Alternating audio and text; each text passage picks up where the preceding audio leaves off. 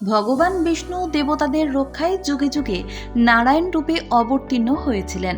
তার একটি রূপ হল নৃসিংহ রূপ, যে রূপ অত্যন্ত জাগ্রত বলে বিশ্বাস ভক্তদের। তবে শুধু নৃসিংহ রূপই নয়, পুরাণ অনুযায়ী ভগবান নৃসিংহদেবও ভক্তদের প্রয়োজনে বারবার নানা রূপে ধরাধামে অবতীর্ণ হয়েছেন। তার তেমনই এক রূপ হল বিরাল নৃসিংহ অবতার, যে অবতারে তিনি দেবতাদের মুশিক দৈত্যের হাত থেকে রক্ষা করেছিলেন। ওড়িশার পাইকমলের বরগড়ে রয়েছে সুপ্রাচীন এই বিরাল নৃসিংহ রূপের মন্দির, যেখানে জাগ্রত দেবতার আশীর্বাদ পেতে দেশ বিদেশ থেকে ছুটে আসেন ভক্তেরা। আর অতিথিদের কথা ভেবে এখানে তৈরি হয়েছে নৃসিংহনাথ অতিথি ভবন।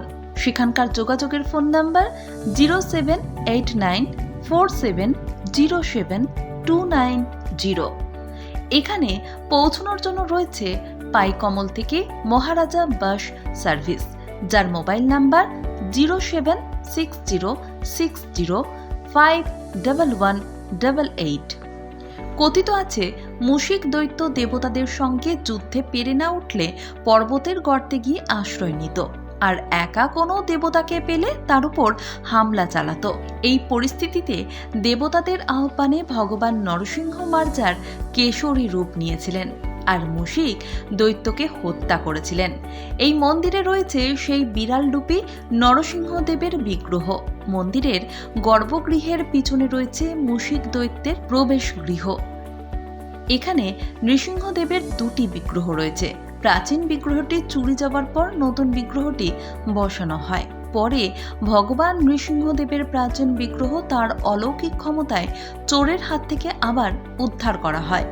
তাই এখন দুটি বিগ্রহেরই পুজো করা হয়। নৃসিংহদেবের পিছনে রয়েছে লক্ষ্মী ও সরস্বতীর বিগ্রহ। পাশে রয়েছে জগন্নাথদেব এবং গোবর্ধনধারী গোপাল মূর্তি। এখানে গর্ভগৃহ প্রদীপের আলোয় দর্শন করাই হলো রীতি।